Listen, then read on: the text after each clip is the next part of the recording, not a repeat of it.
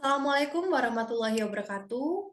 Di sini saya akan mempresentasikan hasil kerja saya, yaitu untuk ujian akhir semester sistem cerdas. Di sini saya membuat sebuah program yang bertujuan untuk memprediksi kemungkinan serangan jantung. Sebelumnya, izinkan saya untuk memperkenalkan diri. Perkenalkan, nama saya Prita Amalia Ramadhani dengan NIM 081911333049. Saat ini saya sedang berkuliah di salah satu universitas di Surabaya, yaitu Universitas Erlangga. Saya berkesempatan untuk berada di Fakultas Sains dan Teknologi dengan jurusan fisika. Nah, di sini saya akan menjelaskan secara singkat mengenai Universitas Erlangga. Jadi, UNER ini memiliki moto yaitu Excellence with Morality. Nah, UNER ini didirikan pada tanggal 10 November 1954 yang bertepatan dengan Hari Pahlawan yang ke-9. Nama Erlangga ini diambil dari nama raja yang memerintahkan Jawa Timur pada tahun 1019 hingga tahun 1042 yang dikenal dengan Prabu Erlangga. Nah, berdasarkan peringkat dari QS World University Ranking 2021, Universitas Erlangga ini menduduki peringkat keempat sebagai perguruan tinggi terbaik di Indonesia. Nah, selanjutnya saya akan menjelaskan mengenai hasil kerja saya, yaitu untuk memprediksi kemungkinan serangan jantung. Yang pertama, peningkatan kasus serangan jantung dalam beberapa tahun terakhir ini dan biaya pembayaran yang disebut kompensasi di perusahaan asuransi terus melonjak. Sehingga perusahaan asuransi kesehatan EI telah mengumumkan kerugian atas laba asuransi kesehatan. Nah, karena perusahaan EI ini telah mengumumkan kerugiannya di tahun-tahun terakhir, maka Dewan ini ingin mengetahui bagaimana memprediksi apakah seseorang ini memiliki kemungkinan serangan jantung atau tidak. Nah, dengan memprediksi adanya kemungkinan serangan jantung ini, perusahaan akan mendapatkan dan memahami fitur mana yang berkolerasi erat dan memperdalam wawasan mereka tentang strategi akuisisi pelanggan dengan bantuan algoritma dan model. Nah, sehingga jika model perusahaan ini bisa memprediksi dengan baik, maka kemungkinan serangan jantung dengan fitur terkait perusahaan ini akan diatur berdasarkan hasil dan mengambil langkah pencegahan untuk mencegah potensi kerugian di masa yang mendatang. Nah, kumpulan data ini yang mereka peroleh yaitu digunakan untuk menentukan anggaran masa depan mereka pada pembayaran kompensasi potensial dan berada di sisi yang aman secara finansial. Nah, kumpulan data ini didapatkan dari data-data yang telah mencangkup dari data yang pernah digunakan untuk diagnosis penyakit jantung, sehingga data ini tepat dan ada bukti nyatanya. Nah, dengan memprediksi adanya kemungkinan serangan jantung ini, saya menggunakan salah satu model atau metode, yaitu model logistic regression, yang nantinya ini akan digunakan, dan hasilnya akan dibandingkan untuk mencapai hasil yang terbaik. Nah, selanjutnya, di sini saya akan menjelaskan data latih, yaitu data yang telah diperoleh tadi, yang telah dicari. Nah, ini berikut data yang telah saya peroleh, kurang lebih terdapat 295 data. Dengan adanya tahun, umur, lalu ada jenis kelamin, lalu ada tipe nyeri dada, lalu ada tekanan darah, lalu ada kadar kolesterol, lalu ada kadar gula darah, lalu ada kondisi ECG dalam keadaan istirahat, lalu ada rata-rata detak jantung, lalu ada rata-rata detak jantung, nyeri dada apabila setelah berolahraga, lalu ada old peak, penurunan ST akibat berolahraga, lalu ada slope, yaitu puncak ST setelah berolahraga, lalu ada CA atau banyaknya pembuluh darah, lalu ada TAL atau detak jantung, dan terakhir ada NUM, yaitu hasil diagnosis. Nah, ini merupakan beberapa data yang telah saya dapatkan, kurang lebih terdapat 295 data. Di sini telah jelas keterangan di sebelah kanan bahwa X ini adalah umur, seks ini adalah jenis kelamin, CP ini adalah tipe nyeri dada, dan lain sebagainya. Jadi di sini dibedakan ada jenis kelamin 1 dan 0. 1 ini adalah laki-laki dan 0 ini adalah perempuan. Dengan umur sekitar 28 hingga mencapai 65. Nah, selanjutnya akan saya lanjutkan dari data latih yang telah saya dapatkan. Nah, dengan memprediksi kemungkinan serangan jantung dengan data latih ini, akan ada beberapa input dan output yang nantinya akan kita dapatkan. Namun yang pertama, di sini saya akan menjelaskan tentang arsitektur AAN. Nah, di sini ada arsitektur AAN, yang dimana di sini memiliki jumlah dua hidden layer dan 10 input dan 2 output. 10 input itu terdiri dari age, traps, call, talak, old peak, sex, CP, FBS, restek, exam. Lalu untuk outputnya ada jumlah yang terkena serangan jantung dan jumlah yang tidak terkena serangan jantung. Jadi hidden layer itu yang berada di tengah ini berjumlah 2. Nah, selanjutnya saya akan menjelaskan secara singkat untuk variabel utama yaitu input yang ada 10. Di sini saya menjelaskan 5, yaitu yang pertama ada slope, yaitu puncak ST setelah berolahraga, lalu ada clinical pathway atau CP, yaitu tipe nyeri dada yang diderita pasien, lalu ada TRAPS atau data tekanan darah pasien.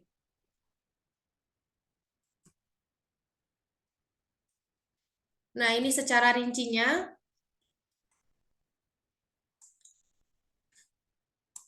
Variabel utama ada 10, dan call adalah kadar kolesterol, FBS adalah kadar gula darah, restek adalah kondisi ECG dalam keadaan istirahat, talak ini rata-rata detak jantung, eksang adalah nyeri dada apabila setelah berolahraga, old peak penurunan ST akibat berolahraga, CA banyaknya pembuluh darah, TAL adalah detak jantung, NUM adalah hasil diagnosa. Dan tadi juga tertambah ada jenis kelamin seks dan CP, yaitu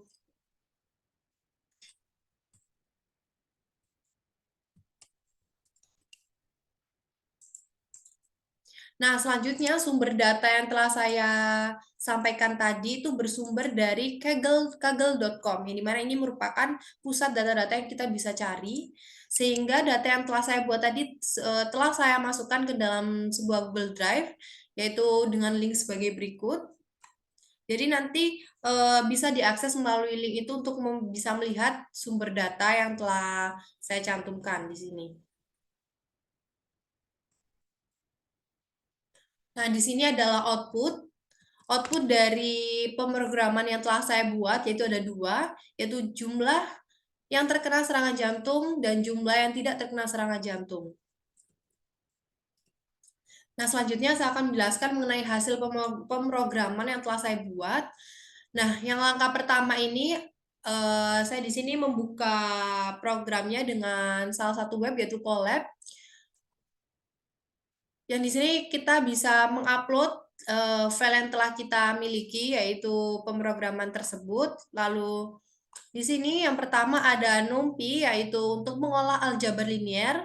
Lalu ada Pandas untuk menganalisis data dan membangun machine learning. Lalu ada Seaborn untuk membuat grafik dan statistika. Dan yang terakhir ada Matplotlib, yaitu untuk membuat visualisasi data atau membuat grafik dan plot atau serupa. Nah, setelah itu kita memasukkan pemrograman yang telah saya buat dengan memplot beberapa hasil. Nah, langkah kedua setelah kita memasukkan data tersebut, kita memasukkan dan membaca dataset. Nah, dataset ini data yang telah saya tampilkan sebelumnya yang ada kurang lebih 295 data. Nah, seperti ini, namun di sini hanya tertampil 5 data, namun masih ada 295 data.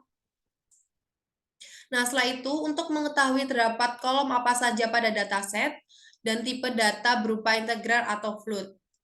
Dengan memasukkan pemrograman sebagai berikut, hampir sama seperti sebelumnya, hanya ini lebih dirinci. Seperti dapat dilihat dari tabel di atas, ini tidak ada nilai 0. Jadi ini semua adalah non-null, sehingga tidak ada nilai 0. Namun beberapa nilai dalam kumpulan data memiliki seperti tanda tanya, di mana tanda tanya ini kita harus mengkonversinya menjadi 0. namun di sini tidak terlihat. Nah, seperti ini hasilnya. Setelah itu, yang keempat, kita memvisualisasikan data menjadi heat map untuk mempermudah menganalisis data. Nah, sehingga didapatkan seperti gambar piano, seperti gambar peta. Ini lebih mudah kita membacanya, ada age, sex, CP, old peak, num. Ini adalah sama seperti data, hanya ini dimasukkan, dibentuk menjadi sebuah peta seperti ini untuk mempermudah membacanya. Nah, berdasarkan peta di atas, korelasi pada CP, yaitu nyeri dada, lalu num merupakan target utama yang dikenal sebagai serangan atau hasil diagnosanya, dan antara puncak lama depresi pertama dan num telah terdeteksi. Nah, di atasnya dapat dilihat apakah ada baris yang digandakan, satu baris telah diduplikat, telah terdeteksi. Nah, langkah selanjutnya kita bisa melihat judul masing-masing kolom pada dataset yang kita gunakan. Lalu kita memasukkan sebuah pemrograman yang telah saya cantumkan ini. Nah, kemudian tanda tanya tadi itu akan dirubah menjadi 0, sehingga kita akan bisa menampilkan hasilnya seperti di bawah ini. Nah, ini terdapat beberapa nilai yang muncul dengan nilai 0. Karena tipe data dari beberapa kolom adalah objek, maka kita harus merubahnya lagi. Seperti ini. Sehingga pada kode di atas, tipe data kolom ini diubah menjadi float, karena nilai 0 adalah float dan dataset berisi nilai 0. Sehingga didapatkan seperti ini. Terdapat beberapa nilai yang telah muncul dengan nilai 0. Nah, di sini selanjutnya kita dapat menghubungkan antara program ini dengan beberapa input yang telah saya sebutkan sebelumnya, dengan dikaitkan dengan serangan jantung. Yang pertama ada usia. Hubungan antara usia dengan serangan jantung, kita bisa dilihat dari nilai distribusi usia yang pernah mengalami serangan jantung. Ada kepadatan antara 45 dan 60 tahun. 45 dan 60 tahun. Di sekitar 45 dan 60 tahun ini memiliki kepadatan orang-orang yang mengalami serangan jantung. Sehingga hubungan antara usia dan serangan jantung di bawah ini diwakili warna biru yang pernah mengalami serangan jantung dan warna hijau yang belum mengalami serangan jantung. Nah, biru ini yang pernah mengalami serangan jantung dan hijau yang belum.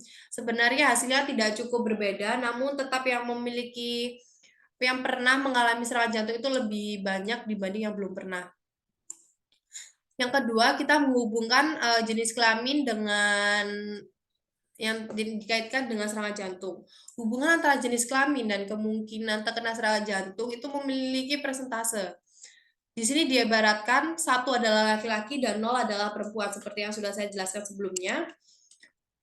Dengan pemrograman yang telah kita input seperti ini, memplotkan beberapa dataset. Nah, dihasilkan distribusi of sex atau distribution of jenis kelamin yang telah kita masukkan tadi. Sehingga di sini ini adalah 0 ini adalah perempuan dan 1 ini adalah laki-laki. Nah, dari sini kita bisa melihat bahwa yang terkena serangan jantung dari berdasarkan jenis kelamin itu adalah perempuan lebih banyak mengalami serangan jantung dengan jumlah kurang lebih 188 dan laki-laki adalah 106. Nah, ini adalah perempuan karena diibaratkan untuk menjadi 0 dan laki-laki adalah 1. Sehingga persentase yang didapatkan untuk perempuan adalah 72,4% dan laki-laki adalah 27,6%. Jadi telah terlihat jelas bahwa perempuan memiliki kemungkinan lebih besar untuk mengalami serangan jantung. Lalu yang selanjutnya adalah TRAPS.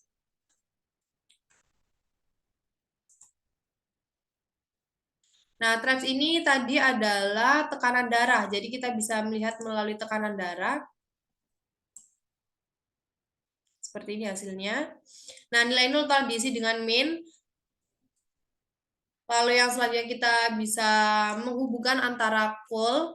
KOL ini yaitu kadar kolesterol yang dihubungkan dengan serangan jantung dengan pemrograman yang telah saya masukkan, dan sekali lagi min telah digunakan di sini, jadi tidak perlu ada yang dirubah lagi.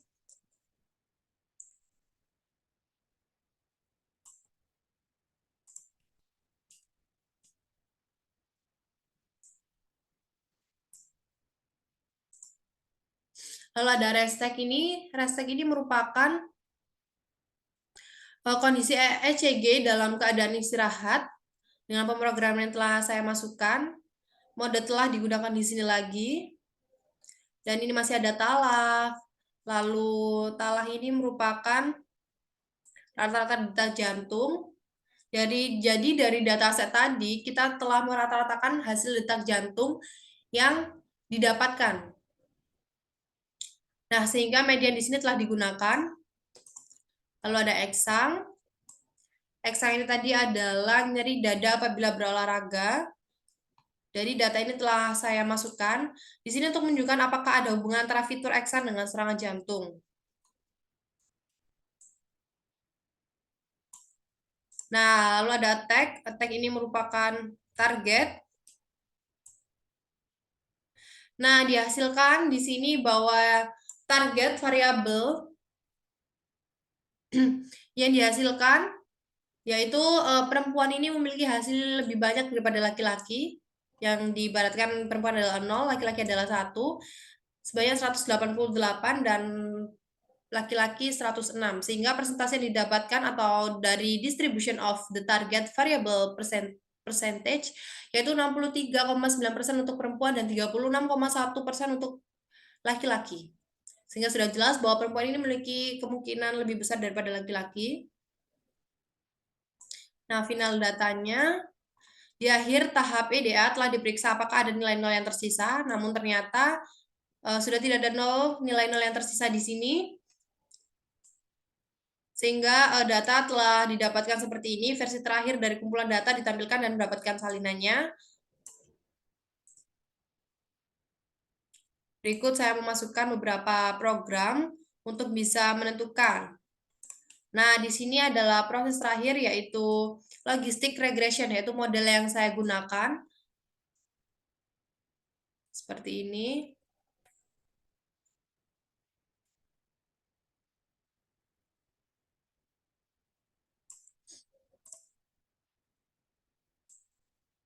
Yang kedua ada pencarian kisi untuk logistic regression, hyperparameter tunning.